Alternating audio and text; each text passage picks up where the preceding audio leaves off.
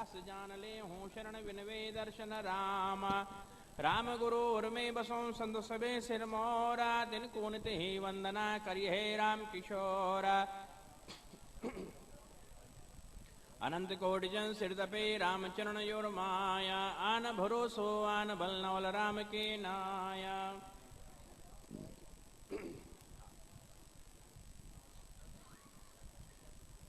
अत साखी ज्ञान विरह कुंग लिख्यते, स्तुति रमतीत राम गुरुदेव जीवनति हूँ काल के संता, जिनको राम चरण की वंदन बारे अनंता।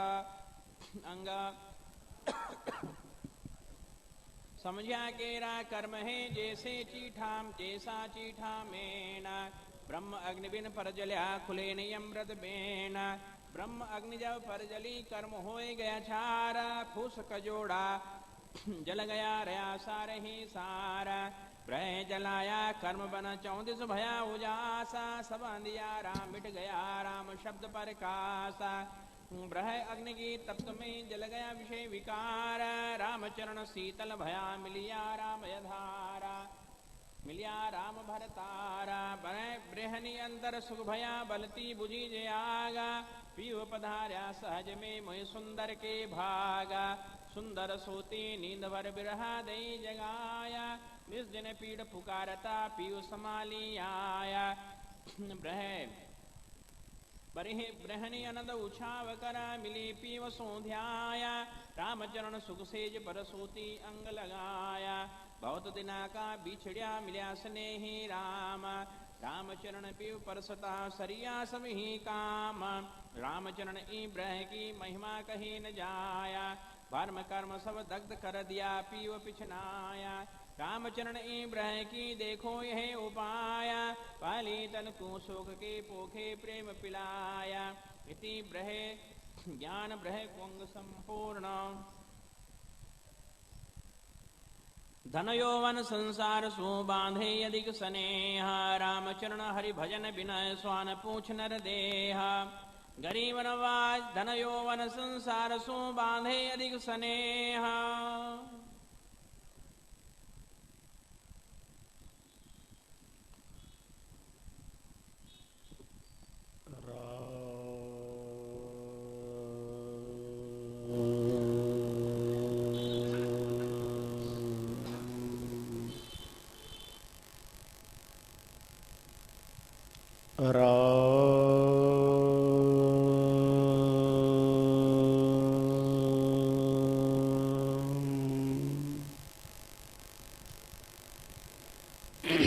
राम राम राम।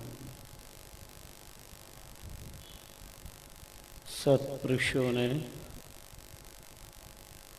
शरीर की क्षण भंगुरता,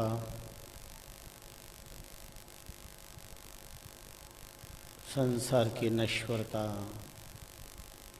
आत्मा की अमरता पर अमृत चिंतन का प्रसाद बख्शिश करते हुए नाम सुननी मानो जीवन श्वान पूंछ की तरह बताई है। धन यौवन संसार सो बांधे अधिक स्नेह, राम चरण हरि भजन बिन श्वान पूंछ नर देह। अनिर्वचनीय अप्रमेय अचिंत्य गुणगण निलय, भक्त भव भय भंजन दुष्ट निकंदन जन्मन रंजन असुर निकंदन। सर्वाधार सर्वनियंता सर्वेश्वर सत्यमनंतम ब्रह्म राम पाद पद्मों में प्रणाम करते हैं। ब्रह्मदेशों अय्या धर्म चरण जी नाम श्री महाराज के श्याम दाम ताव तितिक्षा निध्यासन प्रेरणास्त्र तपश्चरणों में श्रद्धा भक्ति प्रीति पुरस्सरः प्रणिपात करते हैं। भूत भविष्य वर्तमान कालत्रय की ज्ञानी गुणी मनीषी यतीन्द्र योगींद्र मुनीन्द्र गुप्त प्रगट आराधक साधक नामानुरागी मणि चतुष्टय विभूतियों का स्मरण,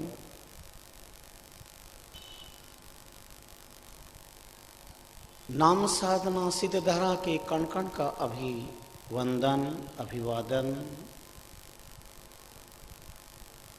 राम रस रसिक पावन संतजन,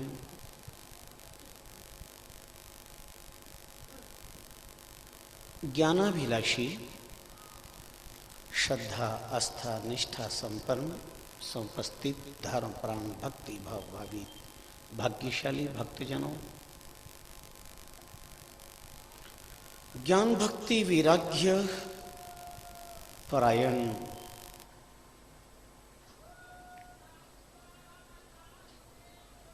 संयम चरित्र के अगाध सिंधु में आप हम सभी गोते लगा रहे हैं। पूर्व जन्म का निश्चित ही कोई सुकृत पुण्यार्जित ये प्रसाद मिला है। आपकी आस्था की थाली में शांत दांत संयम सम्राट चरित चक्र चूड़ामणि जम्बूसर चरित्र का अद्भुत भोगों की निस्सारता, भक्ति की तत्परता, ज्ञान की विलक्षणता, संयम की विलक्षणता का ऐसा चरित्र है जो ज्ञानी और अज्ञानी, पठित अपठित, काले और गोरे, धनवान और निर्धन, ब्राह्मण और अंत्यज, नर और नारी सभी के चित्त को चिंतन के लिए विवश कर देते हैं।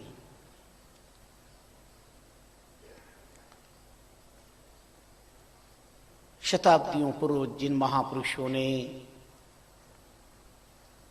देव दुर्लभ नर शरीर को केवल भोग लक्ष्य रख करके भागती हुई दुनिया में भागते रहे, ध्यानाकर्षण किया है उनका, सिखाया है ज्ञान का सबक, लगाया है ज्ञान का चाटा, सत्विचारों के थप्पड़ से स्वच्छंदाचार परायण भावग्रत आत्माओं को दंडित किया है और भक्ति की अपील की है। धन यौवन संसार सो बांधे अधिक सने, व्यवहार है, पर विवेक को ताक में रखकर धन ही सब कुछ है और धर्म को तुच्छ कहने वाले धनाढ्यों की भी आंखें खोली है महापुरुषों ने।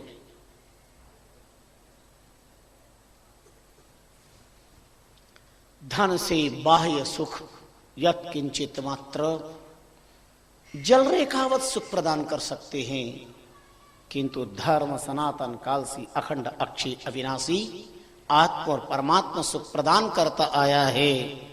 न होता अगर ऐसा तो बाबा तुलसी क्यों गुनगुनाते, शिव दधीच हरिचंद नरेसा, धर्म हित सहेज न कोटि कलेसा।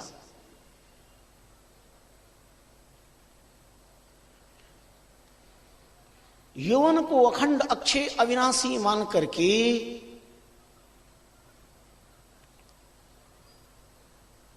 जो मृत्यु के भय से अपने को अभय मान बैठे हैं, यौनांधों की भी आंखें खोली है, तरुणांधता का ऑपरेशन किया है, आई ऑपरेशन।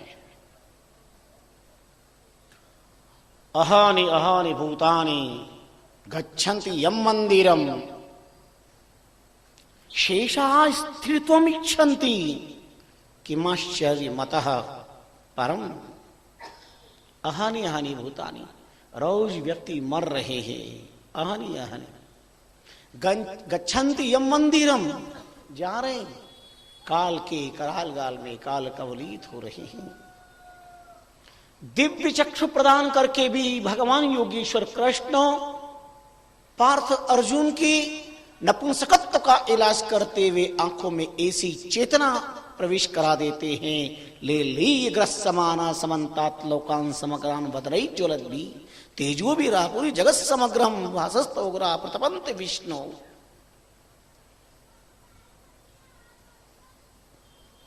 जो दिव्य चक्षु प्रदान करके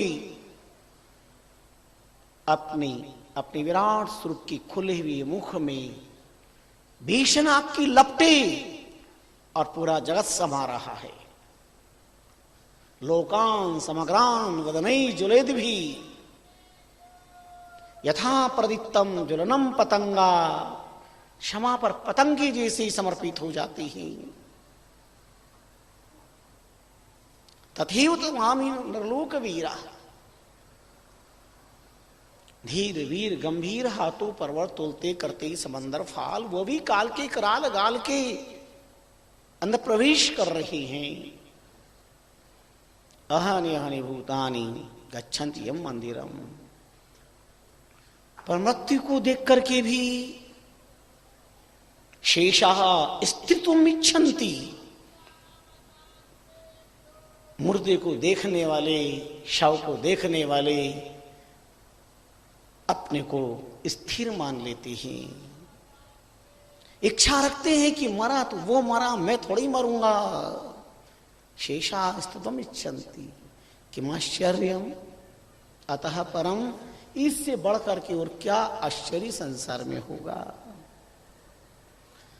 धन यौवन संसार सो बांधे अनेक अधिक स्नेह, राम ही थोड़ा जाने के दुनिया आगे दीन, जीवन को राजा कहे माया के अधीन। कह करके कबीर रो पड़े, विष को अमृत कहे संसारा। ये कैसा जगत है जो जहर को अमृत की संज्ञा प्रदान कर रहा है। नीतिकारों ने जगाया, शंखनाद किया। मुक्तिमिच्छसि चेता विषयान विश्वत्यजे, क्षमा अर्जो दयाम सत्यम, क्षमा अर्जुम दयाम शौचम सत्यम पीयूषवत पीबी। नीतिकार कहते हैं मुक्तिमिच्छसि चेता, मानव के शरीर धारण करने वालों, अगर तुम मुक्ति चाहते हो, मोक्ष चाहते हो, सुख चाहते हो, आत्म तत्व को जानना चाहते हो, प्राप्त करना चाहते हो, विषयान विषवत त्यजी, विषय को विषवत त्यागना पड़ेगा। क्षमा आर्जवम दयाम शोचम, क्षमा आर्जवता सरलता, दया अंतरंग बहिरंग पवित्रता, सत्यम पीयूषवत पीबी, अमृत की तरह इनका पान करना है। और इसीलिए चातुर्मास के उत्तरार्ध में नवरात्रि के अनुष्ठान के मध्य जहां भाग्यशाली बन करके रामायण की चौपाइयों का आनंद ले रहे हो, क्यों नाम दिया चौपाई रामायण में? जो चौपाई का पाठ पूरे अंतकरण से पाठ भी कर लेता है, सुनता भी है, उसको चार पैर वाला नहीं बनना पड़ेगा। कभी भी चार पैर वाला नहीं बनना पड़ेगा। चौपाया समझते हो ना, चार पैर वाला कौन कौन होता है? कैसे मालूम पड़ता कि दो पैर वाला कौन है और चार पैर वाला कौन है? पता कैसे चलता है? धर्म बताता है, मंदिर बताता है, धर्म स्थान बताते हैं।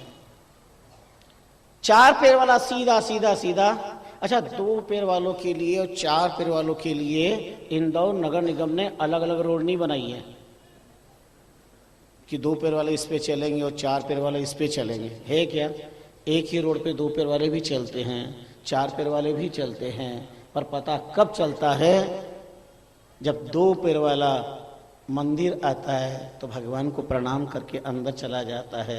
रामदार आता है तो अंदर आके प्रणाम करता है, राम जी राम राम महाराज। ये दो पैर वाला। और चार पैर वाला चुपचाप सीधे सीधे मुंह नीचे किए सीधे सीधे चल देता। अब दो पैर वाला भी रामदारा आए, मंदिर आए, संत आए, ज्ञानी गुनी आए, और नीचे मुंह करके चुपचाप चार पैर वालों के पीछे पीछे पीछे चल दे, मैं नहीं कहता, पर मैं लोक अदालत से पूछना चाहता हूं, क्या कहोगे? चार पैर वालों के पीछे पीछे चले, क्या कहोगे?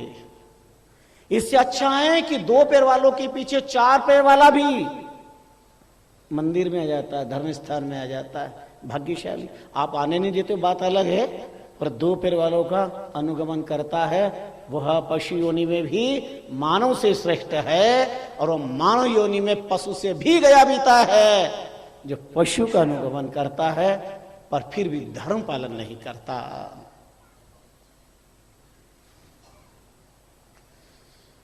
आओ बड़े प्यारे प्रसंग चित्त को खिन्नता से अखंड मुक्ति प्रदान करने वाले, आत्म सुख प्रदान करने वाली वृतांत है। आपने अनिमा, महिमा, गरिमा की प्रसंग को श्रवण किया है। यानी समुद्र श्री, पद्मश्री, मदन गौरी आज जम्बूसर की चौथी पत्नी लगीमा और कलावती जिसका नाम, उन्होंने जब अपने समूह में से तीन को पराजित होते हुए देखा, उदास निराश होते हुए देखा, और चुपचाप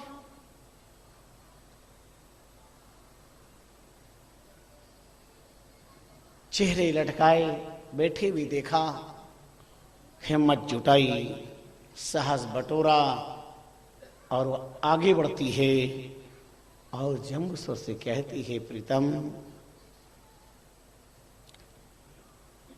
ना समझ बिना पढ़े लिखे लोग भी कम से कम, गंवार जिसे कहते वह भी इस बात को जानता है कि माता पिता अग्नि सूर्य की साक्षी में प्रणय बंधन में आबद्ध पाणी ग्रहीता नारी का त्याग नहीं किया जा सकता है, उसका अपना धर्म होता है।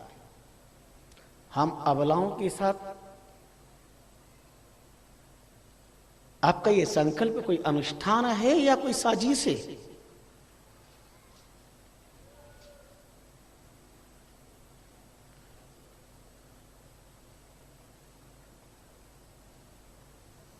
क्या हमारी सुकुमारी अवस्थाओं की तरफ एक बार भी आपकी नजर नहीं जाएगी? अब ज्ञानी है, नीति निपुण है, शास्त्रज्ञ है, तो क्या आपके सारे शास्त्रों की चिंतन में कहीं पर भी अमृतपान करने का संकेत नहीं मिलेगा?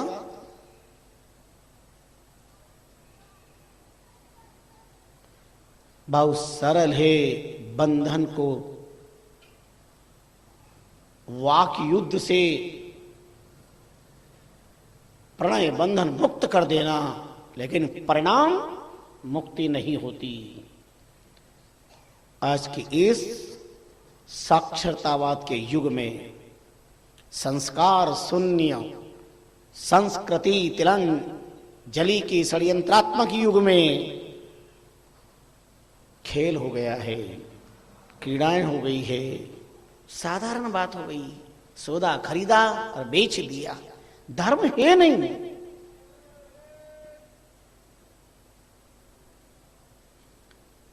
विवाह को भी, प्रणय को भी एक खेल मान लिया। मर्जी पड़े जब विवाह कर लिया, मर्जी पड़े जिससे कर लिया, और मर्जी पड़े जब छोड़ दिया। तो प्रणय बंधन की वाक द्वंद के द्वारा मुक्ति तो पालोगे, लेकिन परिणाम से मुक्ति नहीं मिलेगी। वह इंसान के हाथ में नहीं।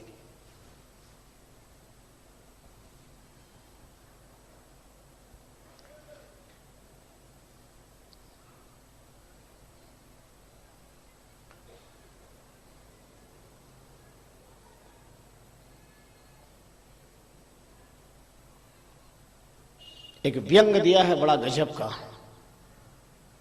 एक बेवा ने, विधवा ने किसी से निकाह की,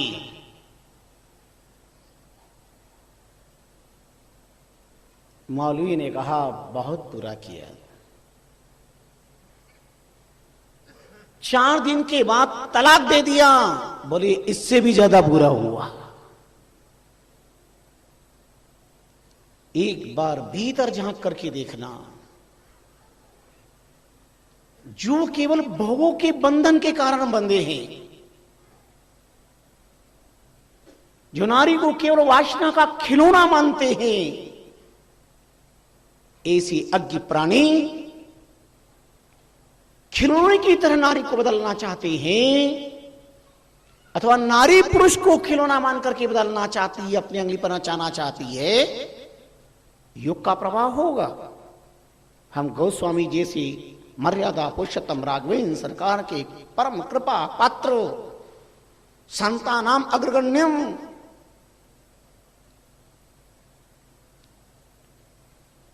मानस रचयिता गोस्वामी जी के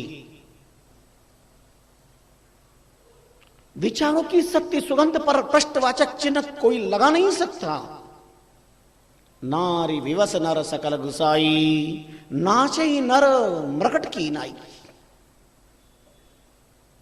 जैसे मदारी बंदर को नचाता है, कलयुग में देवियां अपने सुहाग को नचाएगी, पत्नी पति को नचाएगी और पति नाचेगा। युग प्रभाव होगा।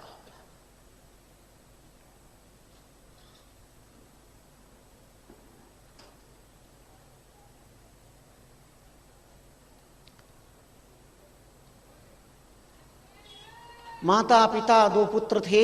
पिता का पुत्र बड़ी बड़ा प्रेम था, पुत्र का भी बहुत प्रेम था, बड़ा अनन्य अनुराग था। पर विवाह होने के बाद दोनों पुत्रों को विवश होकर के पिता से दूर जाना पड़ा। दो पुत्र को प्राप्त करने के बाद में भी, पुत्र वधवाने के बाद अपने पुत्र का मुंह नहीं देख पा रहा था, पुत्र पिता के पास नहीं पहुंच पा रहे थे। एक बार ऐसा संत मिल गए तो उन्होंने अपना विषाद, अपना दुखड़ा निवेदन किया। महात्मा ने कहा बहुत सरल बात है, ठीक है, उदास क्यों हो? बोले महीने हो जाती, पुत्र दिखाई नहीं देता। पुत्र की प्रेम में कोई कमी नहीं है, पर पिता और पुत्र के बीच में जो विक्षेप डाला है वो हमारे खून ने नहीं डाला, वो खून बाहर का आया हुआ है। जैसी राज्याभिषेक, राम राज्याभिषेक की घोषणा के पश्चात जब सारी अयोध्या में प्रसन्नता का अद्भुत वातावरण था, लेकिन देवमंडल हर्षित नहीं हो पाया। उन्होंने मां शारदा, भगवती शारदा सरस्वती से कहा ये कैसे हो सकता है, ये हम कैसे सहन कर पाएंगे? जाओ अयोध्या में मति परिवर्तित कर दो। ब्रह्मा तनया भगवती सरस्वती शारदा कहती है, जिसने भारत की धरती पर, अयोध्या की भूमि पर जन्म लिया है, कल कल करती हुई सरिता का जल पान किया है, अयोध्या की धरती पर जन्म लिया, सरयू का पानी पिया है, उसकी बुद्धि को परिवर्तित करने का सामर्थ्य मेरे पास में नहीं है, मेरे पास नहीं है। शारदा घुटने टेक देती है। देवताओं ने कहा ठीक है, अयोध्या में ना जन्म लिया हो, अगर उसका नाम बताए तो। बोले ठीक है, फिर मैं कोशिश करूंगी आपके लिए। तब आप जानते हैं कि किसका नाम बताया? पूरे रामायण में नहीं मरी है।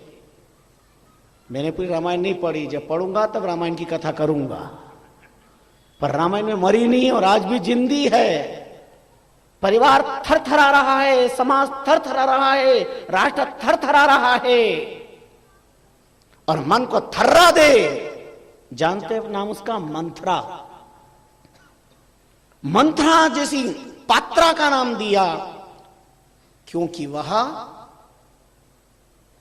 उसका जन्म अयोध्या में नहीं हुआ, आपको तो पता है जन्म कहां हुआ, कहां से आई थी?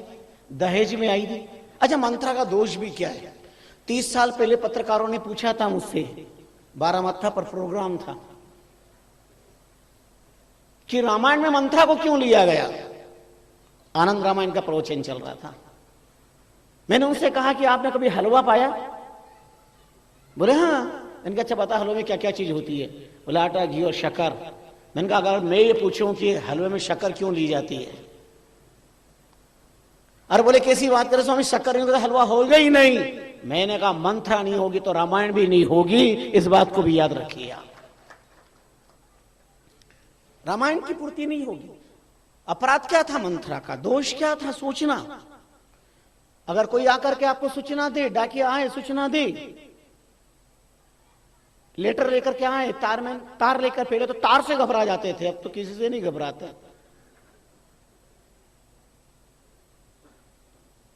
ब्रह्मा के ग्रैंडफादर आ जाए तो भी घबरा, अब डर नहीं लगता है, पहले नहीं लगता और तार आया है, जरूर कोई दुखद समाचार। तो तार या चिट्ठी लेके कोई आया और उसमें लिखा हो कि आपके अमुक व्यक्ति का एक्सीडेंट हो गया है, तो क्या पोस्टमैन को मारोगे? तार लाने वाले से कहोगे ठहर जा, ऐसे समाचार क्यों लाया? किसी के पैदा होने के समाचार लाना चाहिए था, दुर्घटना के, मौत के समाचार क्यों लाया? मंत्रा ने क्या बुरा किया? अनंत विवाह किए महाराज दशरथ ने, 3 प्रमुख थे, पर अंतिम विवाह काशी नरेश की कन्या कैकेयी के साथ में किया, और इस शर्त पे इसकी कोख से होने वाली संतान अयोध्या की सत्ता पर बैठे, और महाराज दशरथ ने भी स्वीकार कर लिया। लेकिन काशी नरेश और आगे बढ़े हुए थे, उन्हें पता था सत्ता पर बैठने वाला व्यक्ति कब आंख बंद कर लेता है, कब अंधा हो जाता है, कब बहरा हो जाता है, पता नहीं चलता। इसीलिए उन्होंने वचन दिया है महाराज दशरथ ने, इसकी याद दिलाने के लिए एक काम किया, अपनी लाडली कन्या का विवाह ठाठ से किया, खूब दिया दहेज में, पर एक महत्वपूर्ण उस दहेज में एक चीज दी गई, और उसका नाम था टाइम टेप रिकॉर्ड, मंत्रा। उस टेप रिकॉर्ड का नाम क्या था? मंत्रा, टाइम टेप रिकॉर्ड। जैसे टाइम बम होते हैं, टेम पर बोलते हैं, ऐसे टाइम टेप रिकॉर्ड टाइम पर बोलेगी। और इसीलिए पहले कभी मंत्रा नहीं बोली, और वक्त आना पर वो टेप रिकॉर्ड ने कहा मुझे क्या फर्क पड़ता, कोई रानी बोलो, मैं तो दासी की दासी हूं। लेकिन मंत्रा ने कैकेयी को जो मंत्र पढ़ाया कान में, जैसे हम साधु संतों के सदगुरु का प्रभाव उतना मंत्र का नहीं पड़ता, जैसा प्रभाव रात में पत्नी रूपी गुरु का मंत्र का प्रभाव पति के अंदर पड़ जाता है, वो ऐसा मंत्र पढ़ती है, ऐसा मंत्र पढ़ती है। मेरे माँ बाप बंदे थे जो तुम्हारे साथ में बांध दिया, कब तक रोऊं तुम्हारी महारानी को? सुन लो, कल सूर्यास्त के पहले पहले अलग अपना भले किराए का मकान ले लेना, पर मैं यहां नहीं रहूंगी। और ऐसा मंत्र पढ़ती, ऐसा मंत्र, सुबह उठते ही और घर में महाभारत शुरू हो जाता है। जिंदगी भर पैदा करने वालों का उस पर असर नहीं होता, वो ऐसा असर हो जाता है। विचार करिएगा जीवन क्या है। अस्तु, आइए, बहुत अच्छा है, रामायण पढ़ना चाहिए, रामायण सुनना चाहिए, रामायण बोलना चाहिए, बहुत बढ़िया बात है। पर दुर्भाग्य है रामायण पढ़ते कम लोग हैं। बहुत लंबा चौड़ा इंदौर, आप कितने तक बैठे हो देख लो, मुट्ठी भर इतने तो लोग मीलों पर काम करते हैं। रामायण पढ़ते कम है, रामायण सुनते कम है, रामायण बोलते कम है, पर सब एक दूसरे की रामायण करते सबसे ज्यादा है। रामायण करो मत, रामायण पढ़ो, रामायण सुनो, रामायण बोलो, पर रामायण कोई किसी की रामायण मत करो। तुलसीदास जी तो लिख गए एक रामायण, पर यहां तो घर घर में रामायण है। सास देखो तो अड़ोस पड़ोस में जाके बहू की रामायण कभी खत्म ही नहीं होती। बहू सास की रामायण में लगी हुई है, पिता पुत्र की रामायण, पुत्र पिता की रामायण में। ये सब रामायण हमारी संस्कृति के रामायण के लिए प्रश्नवाचक चिन्ह पैदा करती है। सावधान, इसके लिए बहुत गहरा चिंतन करना पड़ेगा। तो आओ, धन यौवन संसार सो बांधी अनिक अधिक सने, राम चरणहरि भजन बिना स्वान पूछ न हृदय। महापुरुषों ने कहा भगवान का भजन किए बिना मानो शरीर कुत्ते की पूंछ के समान है। सर्वोत्कृष्ट रचना है मुक्ति द्वारम पावृतम, इसके बाद कोई रचना ही नहीं है। ब्रह्मा उलोक दिशनम तमापदेव, ब्रह्मा जी भी मानव की रचना करके चार चार हाथ उछल पड़े। ऐसा मैंने रचना कर दिया, कोई रचना, अंतिम रचना मनुष्य की बात कोई रचना नहीं है ब्रह्मा की। वेद पुराण उपनिषद शास्त्र पढ़ के मुझे बता देना, अंतिम कृति है, अंतिम रचना। बहुत प्रसन्न हुए चतुरानंद प्रजापति ब्रह्मा इस रचना को करके। सर्वोत्तम सर्वोत्कृष्ट रचना के बाद में भी महापुरुषों ने कहा अगर मनुष्य जीवन सर्वोत्कृष्ट है पर इसमें सर्वोत्तम नाम परमात्मा के नाम स्मरण की साधना नहीं है तो देव दुर्लभ मानव चोला कुत्ते के पूंछ के समान है। अब आप विचार कर लो क्यों है। उसको उसमें 6 महीने तक रखो, समझ गए आप लोग? अरे बड़े सुधी श्रोता हो, मैंने तो नाम भी नहीं लिया। उसको उसमें 6 महीने रखो फिर भी वो वैसी की, विचार करो।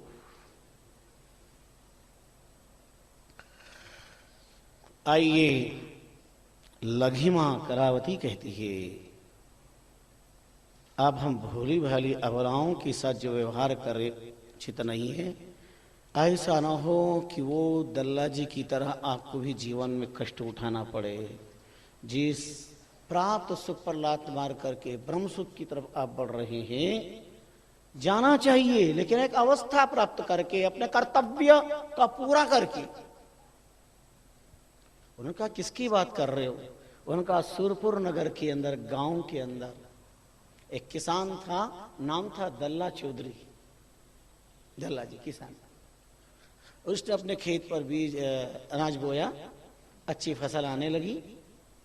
अब फसल आने लगी तो गोफन में पत्थर रख करके पक्षियों से रक्षा करता। फिर भी सुपक्षी पक्षी है, पर गोफन चलाते चलाते हाथ ही दुखी आने लगते, फसल की रक्षा नहीं हो रही है। और एक दिन एक तरकीब सोची, नई तरकीब।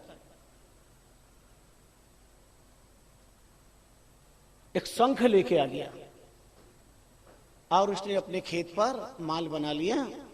खेत के अंदर मचान, कई लोग बीजुका बनाते, मचान बना के रात रात रहते, पक्षियों को भगाते हैं। उन्होंने भी बना लिया और आराम से ऊपर माल पर रात भर रहता, दिन में रहता। जब भी कोई रात में रहता, पक्षी आते या पशु आते, वो जोर से शंख बजाता, वो आवाज सुनकर के पक्षी भाग जाते। ऐसा काम चल रहा था। एक बार रात को वह शंख लेकर के अपने माल पर था, खेत के ऊपर लकड़ी का बना करके। इधर कुछ चोर लुटेरे अन्य तो से बहुत सारा माल आज हाथ लगा तो लेकर के जल्दी जल्दी आ रहे थे। और उन्होंने वो जगह देखी, झाड़ बढ़िया है और ये खेत भी है, अंधेरा है, चलो अपन बत्ती लगा करके आपस में बंटवारा कर लें, बढ़िया रहेगा। तो सब माल उन्होंने बीच में रख दिया, आराम से थोड़े ठीक से हुए, उनका अपन बंटवारा करते। अब यहाँ तो कोई आएगा भी नहीं, कुछ भी नहीं। अब जैसे ही सब माल रखकर खोला, अपनी अपनी पोटली खोली और उधर उसने शंख बजाया। वो जैसे ही शंख बजाया, अरे बाप रे बाप, पुलिस आ गई, भागो, इसको माल ले जाएंगे तो अपन भी मरेंगे। सब छोड़ के भाग गए, सब भाग गए। अब वो धीरे से मचान से उतरा, घूमता फिरता खेत की रखवाली करता करता आया तो वहां आया जब माल पड़ा था। अनाप शनाप का माल देखा और इतना सारा माल देख करके थैंक्स गॉड, अरे परमात्मा, बैठा मिले खाने को कौन जाए, अब कमाने को मजा आ गया, आनंद आ गया। अब तो सब लेकर के बटोर के घर गया और अपनी पत्नी को दे दिया। पत्नी ने देखा इतना सारा माल। पत्नी का सुनो प्रीतम, बहुत मैं परेशान होती थी, आप सुबह से शाम तक मेहनत करते, धन के लिए कभी कहाँ जाते कभी कहाँ जाते, भगवान ने वो देते ही नहीं है, और देता तो छप्पड़ फाड़ के देता है। आज उसने बड़ी कृपा कर दी है। अब आप मेरे से एक पल भी दूर मत होना। अब आपको कहीं कमा खाने के लिए बाहर जाने की जरूरत नहीं है, क्योंकि आप जब जब बाहर जाते हो ना, मेरा चित्त बहुत व्यथित हो जाता है, इसलिए मुझे अकेला अच्छा नहीं लगता। लेकिन अब तो इतना आपको जाना ही नहीं पड़ेगा, पसीना ही नहीं बहाना पड़ेगा, इतना मिल गया। बड़ी प्रसन्नता की बात है, भगवान की बहुत बड़ी कृपा हम पर हुई है। दल्ला जी कहने लगे, पागल, जिस पेड़ी से इतना सारा माल मिला है उस पेड़ी को छोड़ा जा सकता है क्या? जहां से अपने को माल मिला, जिस काम कर रहे हैं, अपन खेत में काम करने वाले हैं, उस खेत से अपने को माल मिला है, उसको कैसे छोड़ेंगे खेती को? और खेती करेंगे उसकी रक्षा भी करनी पड़ेगी, रक्षा करनी पड़ेगी तो शंख भी बजाना पड़ेगा, पशु पक्षियों से रक्षा भी करनी पड़ेगी। नहीं नहीं, ऐसा नहीं हो सकता है, मूल काम को कैसे छोड़ा जाए? बहुत समझाया पत्नी ने, मत करो, हो गया, जो मिलना था मिल गया, कई फसलें इसके अंदर अपने आप तैयार हो जाएगा, इतना माल मिला है। संतोष सम परम धनम, संतोष से बढ़कर संसार में कोई सुख नहीं है। राम चरण संतोष में तीन लोक को सुख, लोभी जन विल से नहीं कोई। रामचरण संतोष में तीन लोक को धन्य, लोभी जन विल से नहीं कोई विल से हरि का जन। लोभी व्यक्ति कभी सुखी नहीं हो सकता। बहुत समझाया, पर दल्ला जी ने कहा नहीं, ऐसा नहीं हो सकता है, जो काम है वो तो मैं करूंगा ही करूंगा। ठीक है, तो कहती दो नहीं जाता है, एक दिन दो दिन। 2 दिन के बाद मना करने पर फिर गया। शाम को रात का पहला प्रहर हुआ। संयोग की बात, वो चोर, उनका अपन इस रास्ते से आए थे, अपना माल अमुक अमुक खेत पर अमुक पुलिस आई थी, ले गए थे, इसलिए काम करते हैं, अपन यहाँ नहीं बटवाएं, पर रास्ता यही है, निकलना है अपने को, अपन आगे कर लेंगे। तो उधर से निकल रहे थे इधर से, रात का प्रथम चरण था, अंधेरा था, और उसने शंख बजाया पक्षियों को हटाने के लिए। एक बार बजाया, 10 मिनट के बाद फिर बजाया, 2-3 बार सुना, और उनका सुनो सुनो, कल अपन यहाँ पर आए थे, और ये शंख सुन करके अपन ने सोचा पुलिस आ गई है, अपन माल छोड़ के भाग गए, पर समझ में आ गई बात, पुलिस वुलिस से नहीं है, ये तो यहाँ पहरा देने वाला कोई शंख बजा रहा है। बस फिर क्या था, रात का अंधेरा, जंगल, एकांत, ये 3-4, धीरे धीरे जाके उस दल्ला जी को पकड़ा और जम के पिटाई करी कि अरे माल कहाँ है, 2 दिन पहले का बता माल, दो अच्छी जम के पिटाई करी, अधमरा कर दिया। लाता हूं, ऐसे कैसे लेके आएगा, सच बोल, अभी लेके आता हूं। देख लेके नहीं आया तो खेत पे कोई पैर नहीं रख सकता है। अधमरा बड़ी मुश्किल से इतने ही पिटाई खा फूक करके घर गया। पत्नी ने देखा दशा खराब हो रही, पूछा क्या हुआ, फुट फुट करके रोया। वो कहाँ रखा माल, दे न मर जाऊंगा मैं बिना मौत। वो सारा माल, उस माल में अपना भी रख दिया था, गोल्डन सोना होना सब समेटा जल्दी जल्दी दुख में, और फटाफट लेके आया और कहा ये लो आपका माल। तो उनका तो दिया जो दिया, और अपना भी उसके अंदर था वो भी चला गया, और ब्याज में पिटाई हुई वो अलग।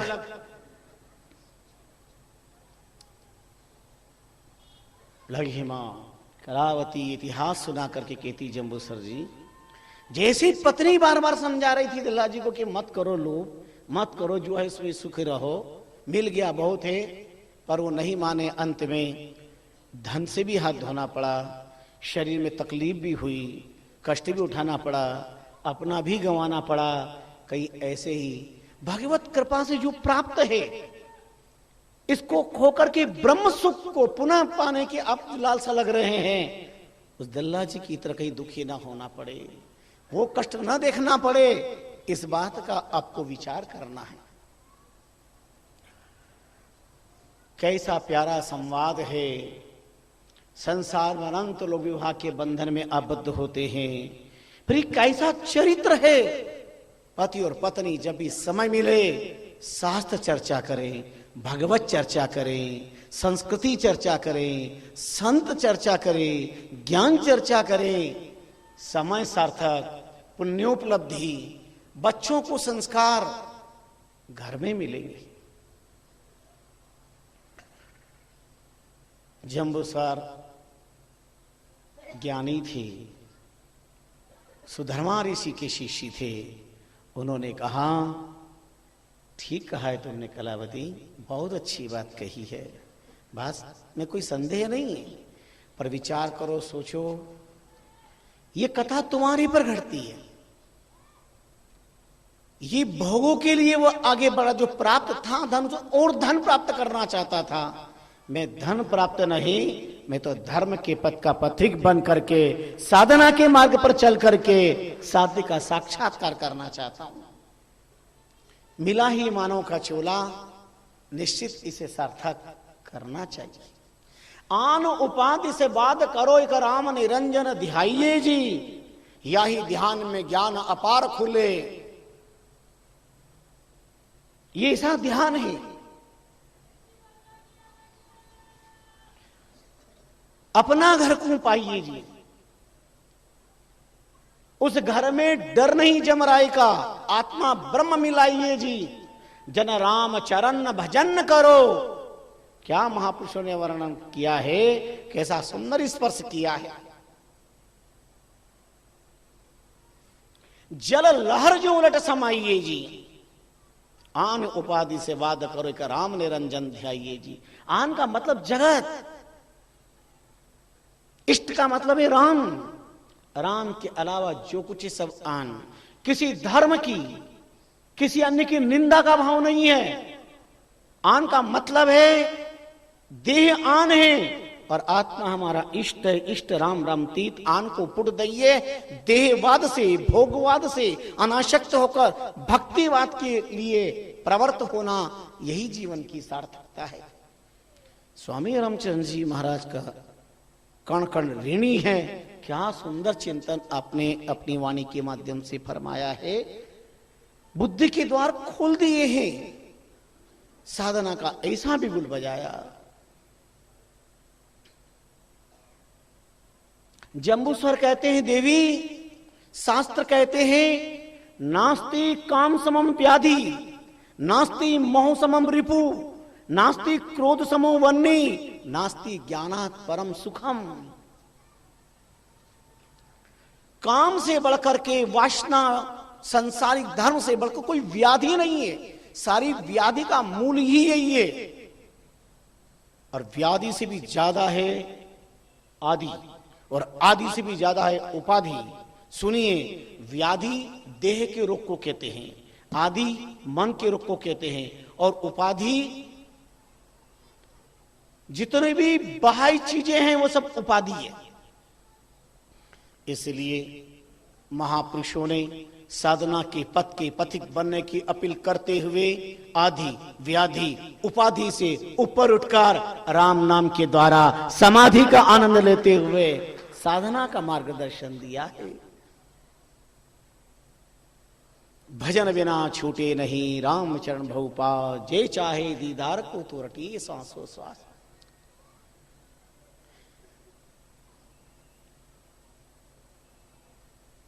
देह और दुनिया के सुख का लोभ हमेशा नुकसान देगा। मैं भी तुम्हें एक बात सुनाना चाहता हूं। जम्बूस्वर ने कहा कि उस विप्र की तरह पछताना ना पड़े।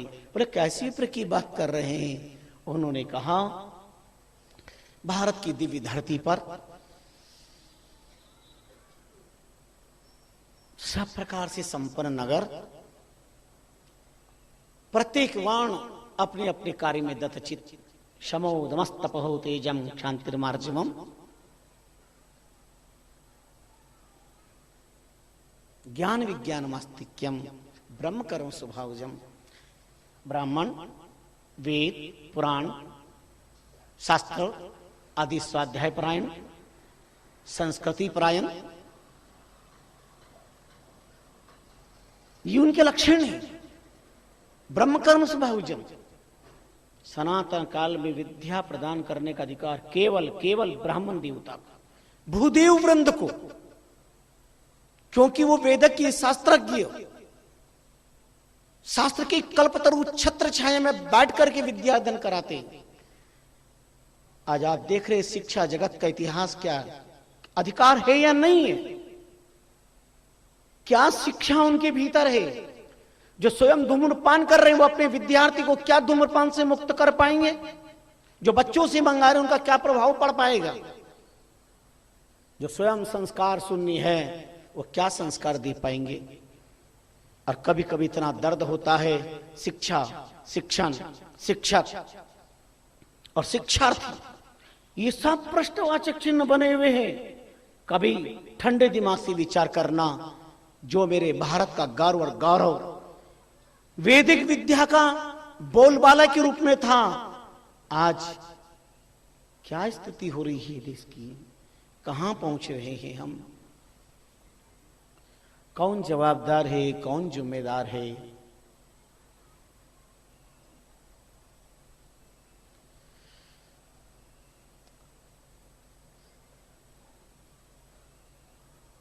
एक प्रधानाचार्य का प्रभाव प्रधानमंत्री से भी ज्यादा वजनदार और श्रेष्ठ होता है।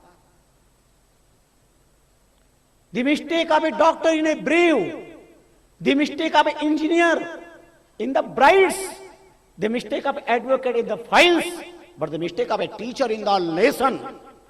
एक डॉक्टर कोई गलती करे कब्र में दफना दी जाती है, इंजीनियर कोई भूल कर दे ईंटों में उसे पैक कर दिया जाता है, एडवोकेट से कोई मिस्टेक हो जाए, भूल हो जाए, उसे फाइलों में बंद कर दिया जाता है। पर एक टीचर, शिक्षक की एक गलती पूरे देश के ऊपर प्रभाव डाल देती है, क्योंकि बच्चों के अंदर वो संस्कार दूर तक जाते हैं।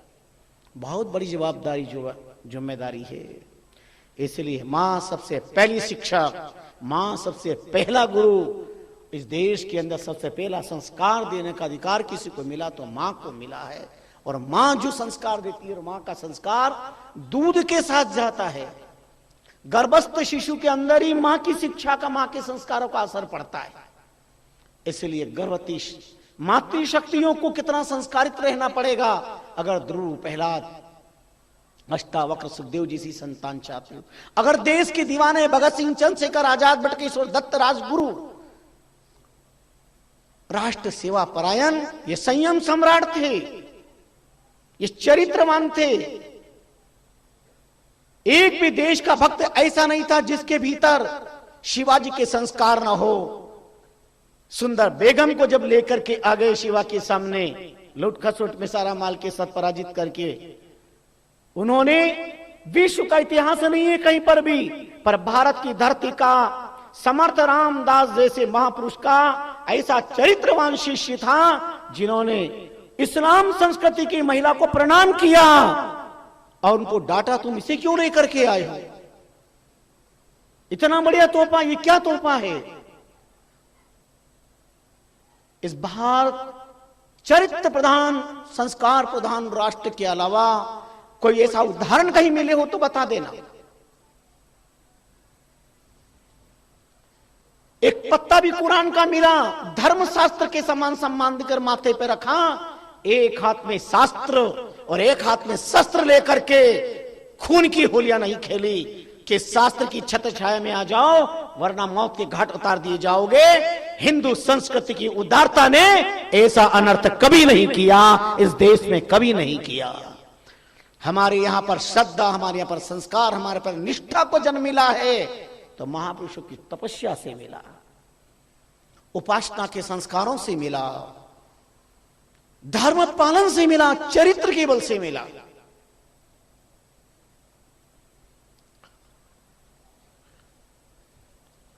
अस्तु, आइए, घड़ी के कांटे के साथ चलना पड़ेगा।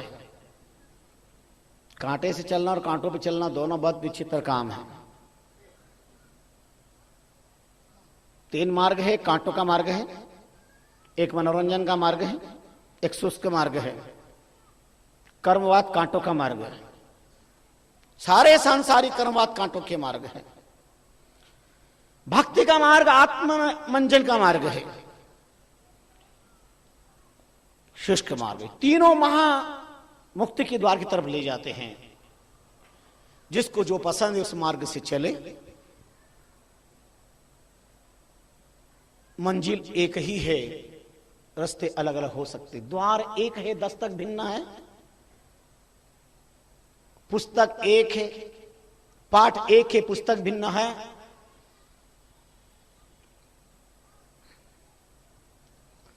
दुनिया है ऐसी स्कूल जहां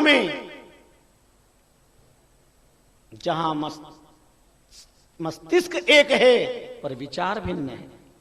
खोपड़ी तो सबकी बनी जैसी की जैसी बनी है, पर विचार सबके भिन्न भिन्न है। आओ, बड़ा प्यारा प्रसंग श्रवण करवाया। जंबूसर ने कहा, सुनो देवी, ब्राह्मण परिवार था, इकलौता पुत्र घर में, पति पत्नी, पर कोई दिन घी गना, कोई दिन मुट्ठी चना, कोई दिन इसके लिए भी मना। आजीविका की व्यवस्था सबको अपने अपने अनुसार करनी पड़ती है। कई बार ऐसे दिन आए कि कुछ नहीं मिल पाया, पर बड़े अच्छे शास्त्रज्ञ ब्राह्मण देवता थे। बार बार पत्नी आग्रह करती तो कुछ करो, कुछ फरे सो चरे, बंदिया भूखा मरे। तो ले पोथी और चल दिए। नदी का किनारा देखा, मंदिर देखा बढ़िया हनुमान जी का, नहाए धोए, वहां आप भागवत श्रवण करा देते रोज। भागवत पूरी हुई और जहां बैठे वहां एक बिल था, एक सांप आता और एक मोहर रख के चला जाता। पंडित जी देखते और लेके आ जाते। सर्प ने कहा, ये बात कभी किसी को कहना मत, ठीक है? पर रोज मोहरें आती तो परिवार में चहल पहल हो गई, दैत्यता धीरे धीरे नष्ट हो गई, झोपड़ी के मकान बन गए। पत्नी कहती, क्या खजाना हाथ लगा रोज रोज, ये क्या बात है? पर वो कहीं बताते नहीं, पर बार बार आग्रह करने पर कभी तो मन पसीज जाता है। और भगवान ने नारी को ऐसा चतुर चूड़ामणि बनाया है, कैसे भी स्वभाव का पुरुष हो, उनके दिल की बात निकालना हो तो नारी निकाल सकती है। मैं तो कहता हूं सीबीआई डिपार्टमेंट में देवियों को रखना चाहिए, ये सब पता लगा लेती है। सारी दुनिया की सीबीआई इनके पास में रहती है और इनको पता है कब कौन सी बात पूछनी चाहिए। ये भोजन परोसते परोसते सारे घर की बात परोस देती है और अंदर से निकाल भी लेती है। बढ़िया मौका मिलता है भोजन परोसते परोसते। वैसे जब भोजन परोसो ना तब दुनिया की बातें मत परोसा करो। भोजन परोसो समय अच्छे विचारों की बात परोसो तो भोजन भी स्वादिष्ट लगेगा। वरना अधिकतर तुम्हारे घरों पर महाभारत भोजन की थाली से शुरू होता है। अच्छा भला प्यार भरा जीवन चल रहा, हंसी खुशी से भोजन कर रहे हैं और भोजन करते करते ऐसा कुछ परोस दिया उल्टा सुल्टा, फिर देखो हो गई थाली 12 के भाव में। अब रोटी ने क्या बिगाड़ा, भोजन ने क्या बिगाड़ा? अन्न तो नारायण है, पर उनका भी अपमान हो जाता है। खैर अस्तु, बता दिया एक बार पत्नी को ऐसी ऐसी बात है, ठीक है। एक दिन कहीं जाना था तो अपना भागवत पे उन्होंने निशान लगा रखा था।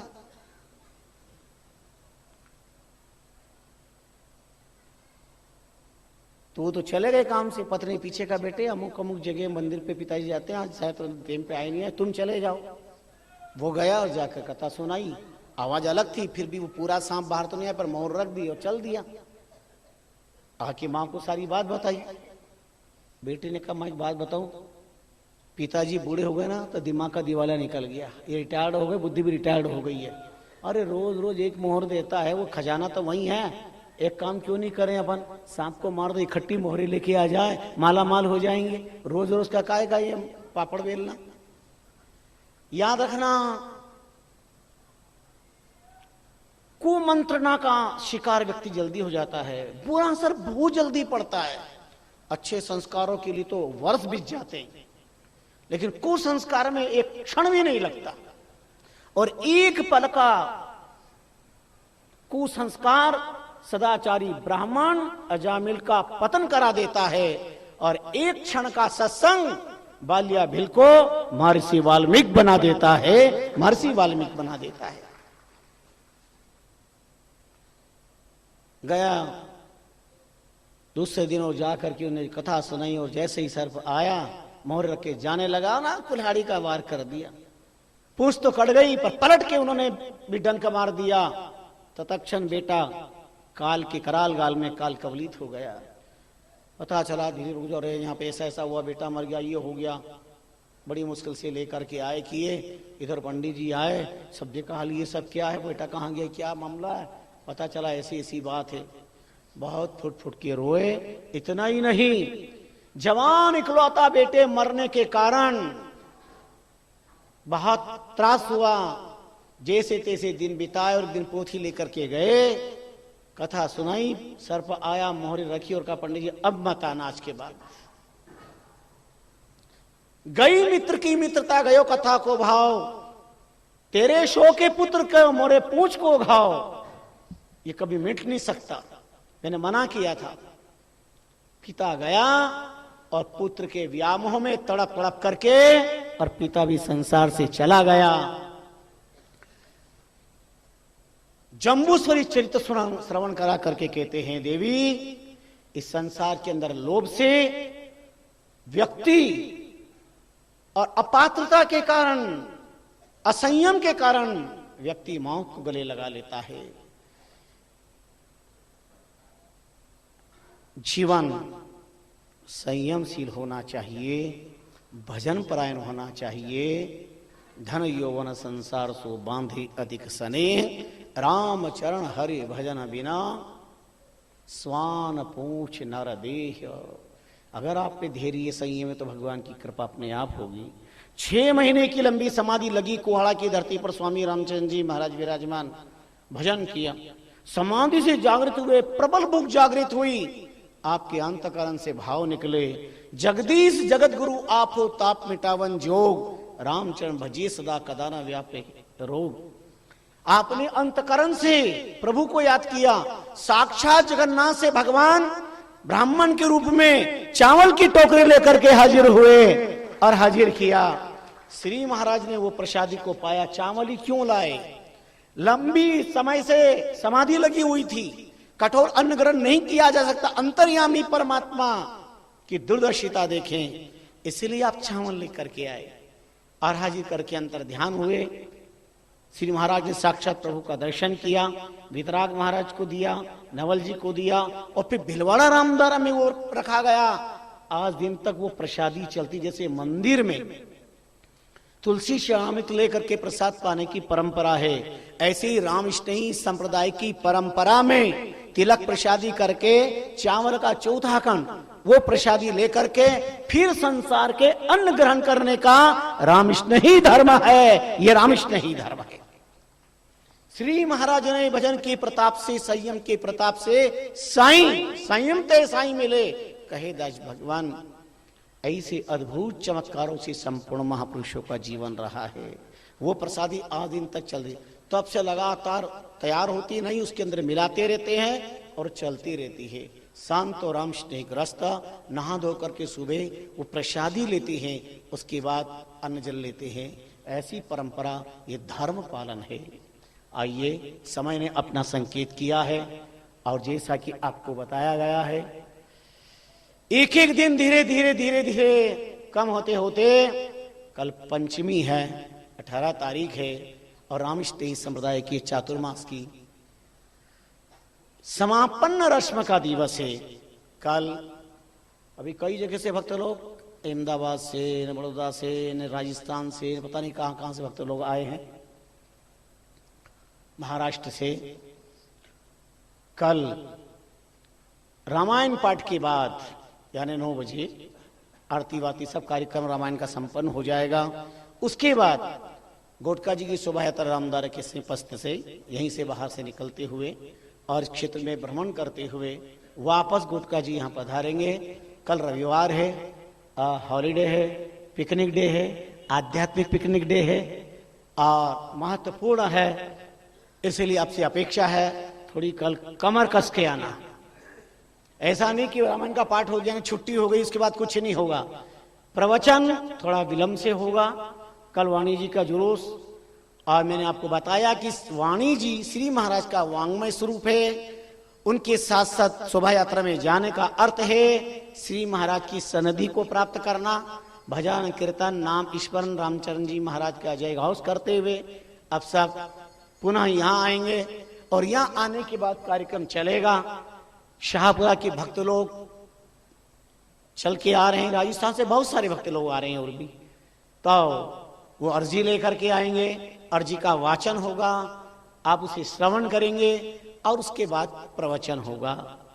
अर्थात कल 11 साढ़े 11 जो भी बज जाए। अगर आपको कल आने वाले रविवार में ऐसा लगे कि बहुत देर हो गई है तो अगले रविवार को 12 नहीं बजने देंगे, ये पक्का वादा है। हाँ ठीक है ना, अगले रविवार को नहीं बजने देंगे 25 तारीख को, क्योंकि अगले रविवार को 25 तारीख को तो प्रवचन के पश्चात तुरंत प्रस्थान है। जो टाइम है अपने प्रवचन का 8:30 से 9:30, उस प्रवचन के पश्चात मंगल प्रस्थान होगा 25 तारीख को शाहपुरा के लिए। कई भक्त लोग, पूरी बस तैयार हो गई है और भी लोग अपना नामांकन करा रहे हैं, कई साथ में चल रहे हैं कि धाम के दर्शन होने का सौभाग्य हो जाएगा। और चातुर्मास से जब जाते हैं तो गेट से वहां तक प्रणाम होती है, चातुर्मास के लिए आते तब भी प्रणाम होती है। वो प्रणाम के दर्शन, धाम के दर्शन, स्तंभ जी बाबू जी के दर्शन आदि का सौभाग्य प्राप्त होगा।